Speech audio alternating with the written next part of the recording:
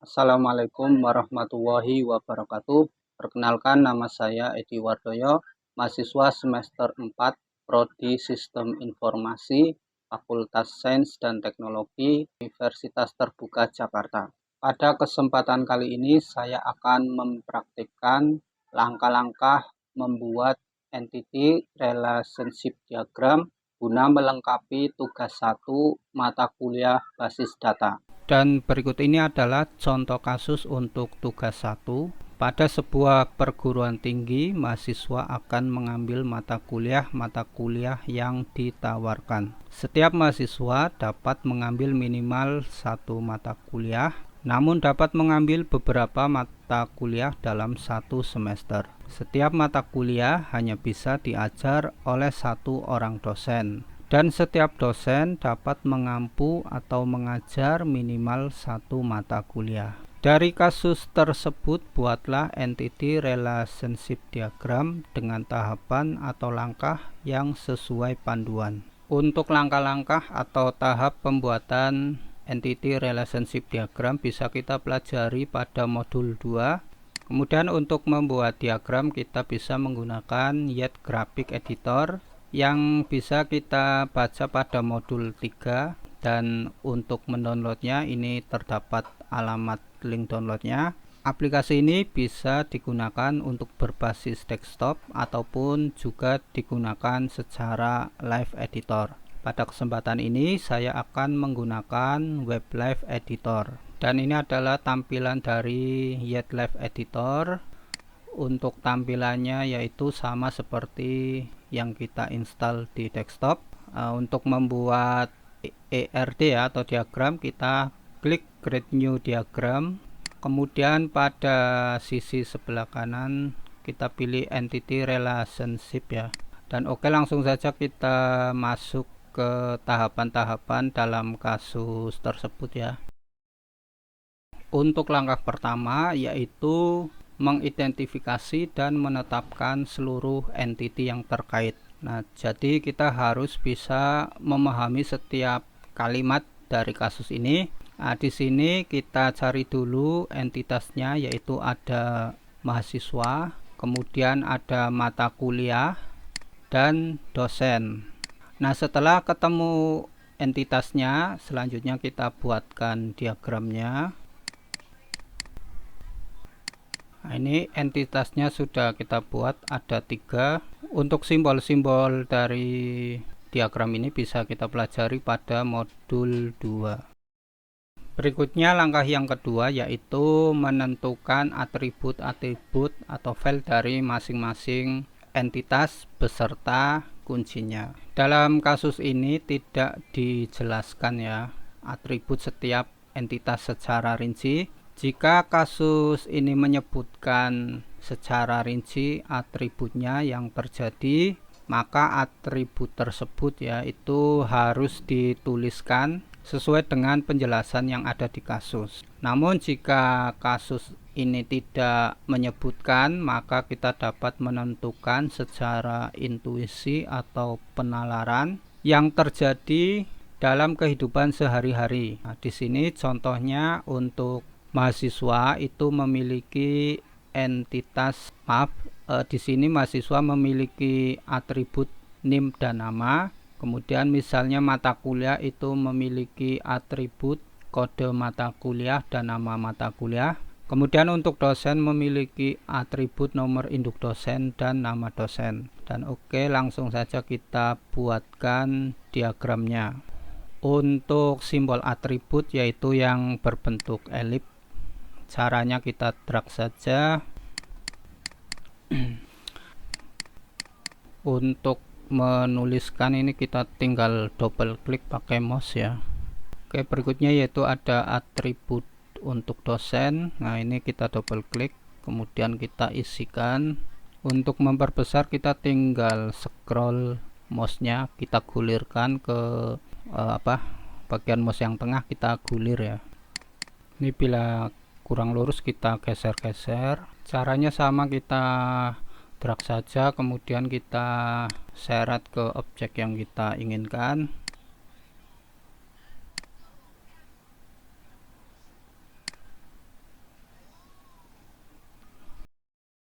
Berikutnya yaitu langkah ketiga ya, setelah mendapatkan entity dan atribut ya, tahapan ketiga yaitu kita melakukan identifikasi relasi yang memungkinkan beserta kunci tamu.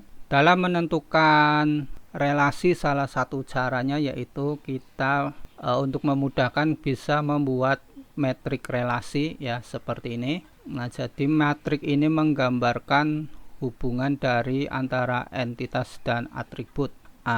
Ini untuk membacanya dari kiri ke kanan ya. Contohnya di sini hubungan antara mahasiswa dengan mata kuliah di sini yaitu meregistrasi. Kemudian antara mata kuliah dengan dosen yaitu diajarkan. Kemudian misalnya dosen dengan mata kuliah yaitu dosen mengajar. Nah, ini untuk langkah yang ketiga ya. Jadi kita mengidentifikasi seluruh relasi dan entitas ya. Langkah berikutnya yaitu menambahkan relasi sesuai dengan hasil identifikasi relasi ya. Untuk penambahan relasi kita dapat melihat metrik relasi ini ya. Kemudian dari hasil metrik relasi tadi kita buat diagramnya ya. Di sini ada meregistrasi, diregistrasi, mengajar, kita tuangkan dalam diagram.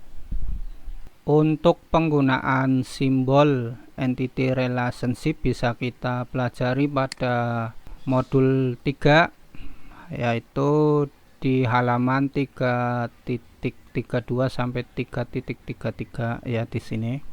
Oke, kita tambahkan relasi di sini tadi mahasiswa dengan mata kuliah yaitu meregistrasi ya. Ini agak sempit, kita geser ya biar agak lega.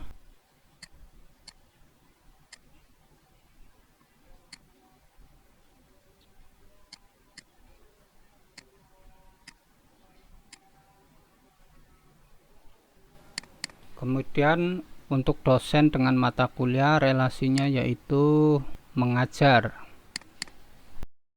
Berikutnya yaitu sesuai dengan tahapan keempat yaitu penambahan derajat kardinalitas. Dalam penambahan derajat kardinalitas kita harus memahami kasus antar entitas ya. Apakah antar entitas tersebut satu ke satu, satu ke banyak, atau banyak ke banyak.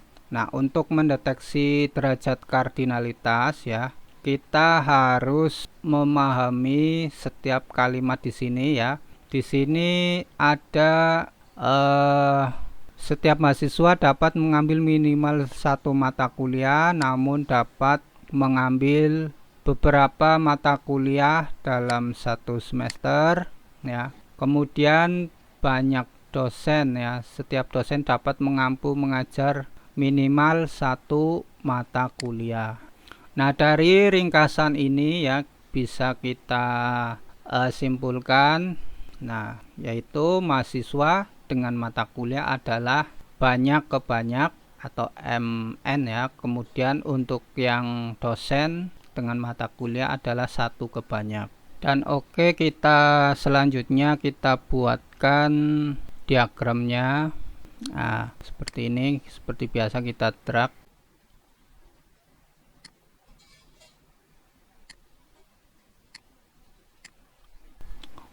Untuk fungsi dari simbol-simbol ini ya bisa kita lihat di modul 3.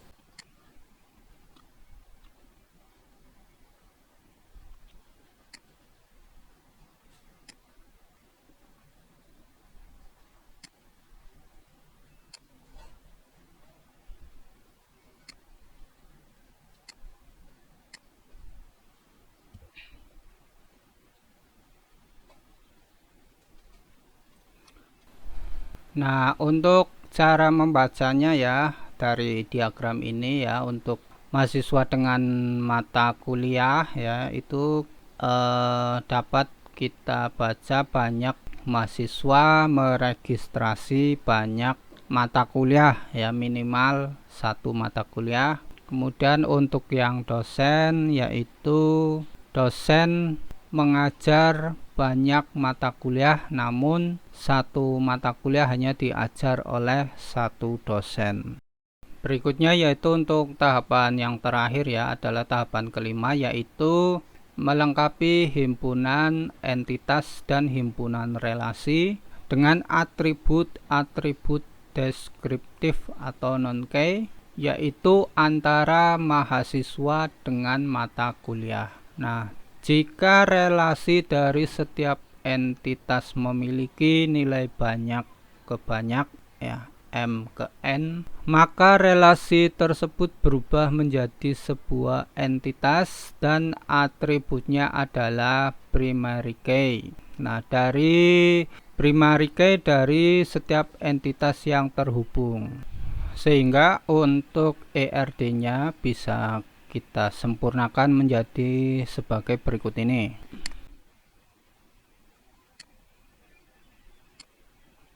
Ini kita hapus dulu ya.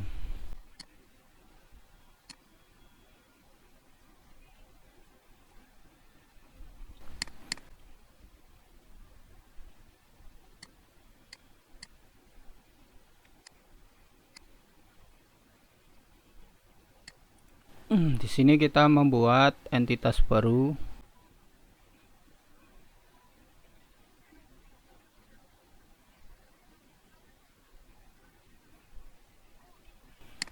Itu registrasi MK. Kemudian untuk atributnya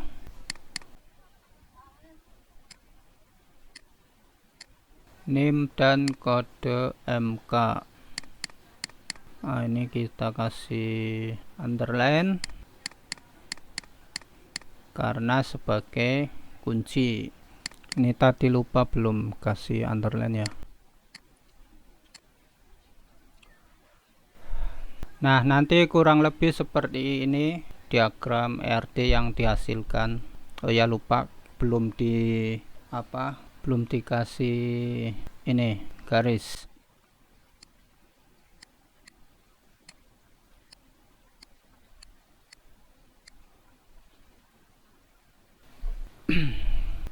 Nah, kurang lebih seperti ini ya untuk diagram ERD-nya.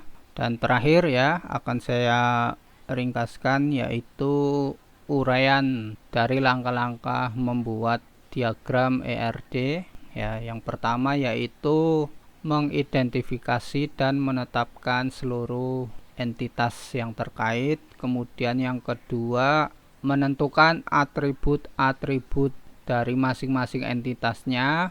Nah, setelah itu yang ketiga, mengidentifikasi dan menetapkan seluruh himpunan relasi di antara himpunan-himpunan entitas yang ada beserta kuncinya ya. Kemudian yang keempat yaitu menentukan derajat relasi untuk setiap himpunan relasi. Dan yang terakhir itu yang kelima, melengkapi himpunan entitas dan himpunan relasi dengan atribut-atribut deskriptif non-key. Oke, terima kasih semuanya. Mohon maaf bila ada kesalahan dan kekurangan. Sekian, wassalamualaikum warahmatullahi wabarakatuh.